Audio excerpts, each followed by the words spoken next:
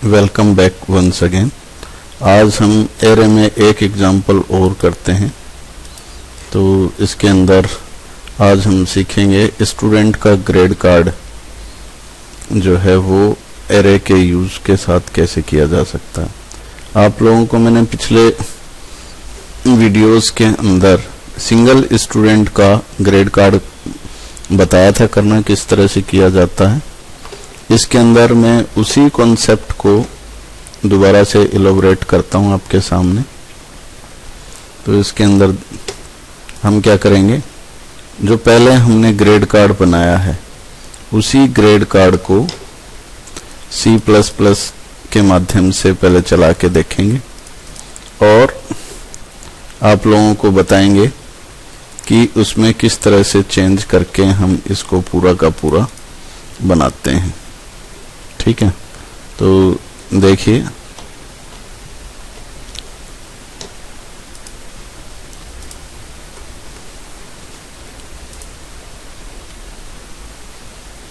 ये ग्रेड के नाम से हमने बनाया हुआ है ग्रेड कार्ड। तो इसके अंदर हमने ये स्टूडेंट का रोल नंबर, 3 सब्जेक्ट्स के मार्क्स और टोटल, स्टूडेंट का नाम और ग्रेड और उसकी परसेंटेज ये लिए हुए थे। ये एक स्टूडेंट के संदर्भ में ये प्रोग्राम बनाया गया था। देखिए मैं रन करके दिखाता हूं आपको। ये देखिए roll number, name and marks of student. जैसे roll number 12, name suppose Umed, marks 3 subject के 34, 56, 77। अब ये टोटल, परसेंटेज और ये डिवीजन, ये सारा ये एक स्टूडेंट के संदर्भ में इसने दिखाया है। ठीक है, अब इसी को हम आगे चलते हैं और आप लोगों को दिखाते हैं कि इसको एरे की सहायता से कैसे करें। तो देखिए इसी के अंदर हमारा है ग्रेड। आगे इसको मैंने सेव एज करके रखा हुआ है। ये देखिए ग्रेड 1। ठीक है, अब इसके अंदर नेसेसरी चेंजेस करते हैं। जैसे हमने सपोज 50 स्टूडेंट का लेना है तो इसकी साइज हम रिस्पेक्टिवली 50 कर देंगे एरे की। ये देखिए सब्जेक्ट 1, ये सारे 50 हो जाएंगे।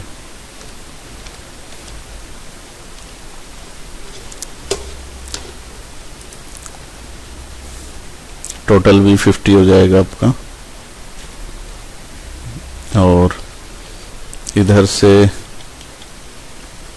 ये नेम है, इसके अंदर पहले रो साइज आएगी, दैट मीन्स 50, और फिर उसके बाद उसकी कॉलम साइज आएगी। इधर ग्रेड है, ग्रेड में पहले रो साइज 50 और उसमें 10 कॉलम्स। इसी तरह से आपका ये परसेंटेज हो गया। ठीक है जी, तो इस तरह से हमने डिक्लेरेशन में इसमें सभी को इसमें एरे बना दिया। अब इसके साथ ही हमें अब इसकी इंडेक्स चाहिएगी। तो I फॉर इंडेक्स और डिसाइड करेंगे नंबर ऑफ स्टूडेंट्स। ये हमारे पास इतना आ गया। अब यहां पर हम ये नंबर ऑफ स्टूडेंट डिसाइड कर लेंगे। यहां पर लिख देंगे हाउ मेनी स्टूडेंट्स। अब स्टूडेंट्स कितने लेने आपने, 1 से लेके 50 की रेंज के अंदर आप ले सकते हैं। ठीक है, और न्यू लाइन भी कर दीजिए इसको। अब इसके बाद सी इन के अंदर आप आइए और इसमें क्या कर लीजिए, एन को रीड कर लीजिए। ठीक है, अब इसके बाद हमने एक लूप चलाना है। उस लूप के अंदर हम पर्टिकुलर स्टूडेंट का डेटा लेंगे तो लूप के अंदर i is equal to 0, i less than n और i प्लस प्लस, यानी हमने जितने स्टूडेंट डिसाइड किए हैं उसके अंदर आ जाएगा। अब एक एक स्टूडेंट का डेटा हमने यहाँ रीड करना है, ठीक है, और वो जो डेटा है यहाँ पर i के इस हिसाब से जहां जहां ये लिखा हुआ है नेम सब्जेक्ट 1, इसके साथ साथ आप i लिखते चले जाइए, ठीक है, ब्रैकेट के अंदर, क्योंकि इंडेक्स हो जाएगी हमारे पास।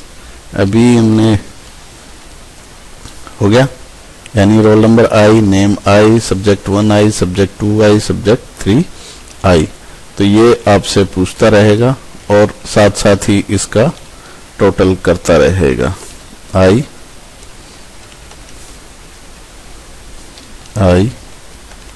और ये i, ठीक है जी।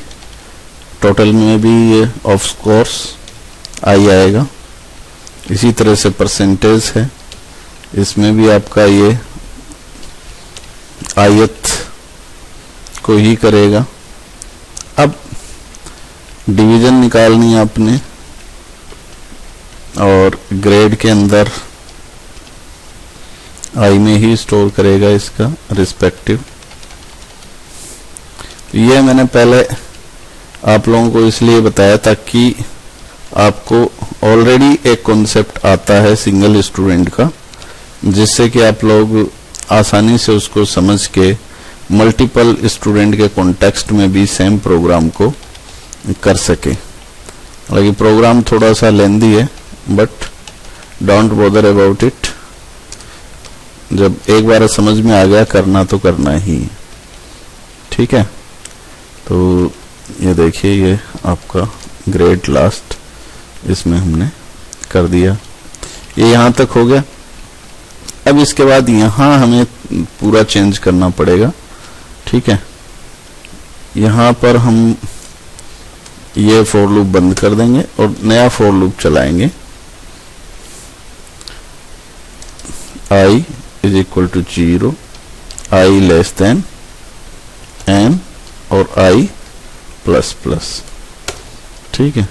अब यहां पर आपने इसको प्रिंट करना। अब प्रिंट करने से पहले आप लोग यहाँ हेडिंग भी दे दीजिए।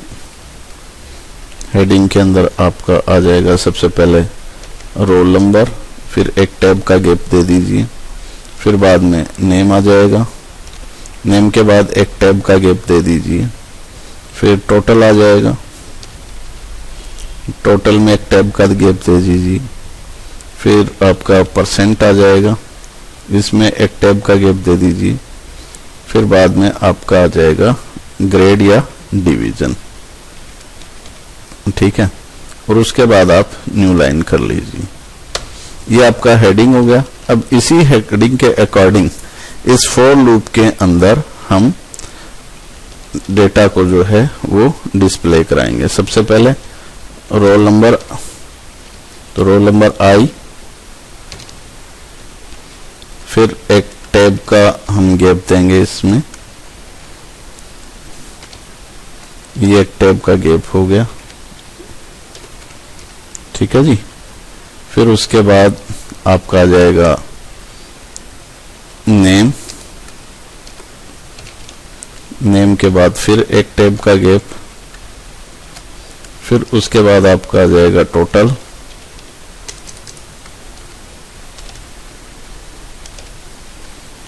टोटल के बाद फिर आपका टैब, फिर उसके बाद परसेंटेज,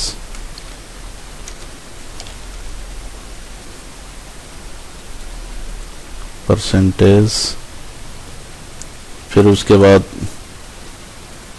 एक टैब और परसेंटेज के बाद आपका आ जाएगा ग्रेड। उसके बाद आपने करना है न्यू लाइन। अब इसमें देखिए यहां पर एरे का इंडेक्स i लगाना मैं भूल गया, ये टोटल डबल कोटेशन में नहीं आएगा, यहाँ टोटल की बजाय टोट आएगा, ठीक है, परसेंटेज आई और ग्रेड आई। ये हमारा प्रोग्राम हो गया और इसके बाद इसको ये हम बंद कर देते हैं, इसको सेव कर देते हैं। अब चलिए इसको आपको C++ में मैं चला के दिखाता हूँ इसी प्रोग्राम को। अगर कुछ एरर होगा तो वहीं हम इसको रेक्टिफाई कर देंगे। ठीक है, देखिए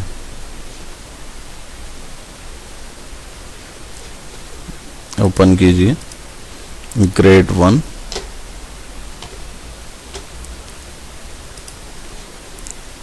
ये लीजिए।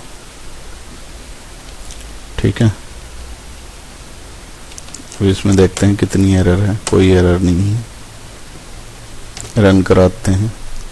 सपोज इसमें हम 3 स्टूडेंट का डेटा देते हैं। कहता है role number, name and marks of 3 subject.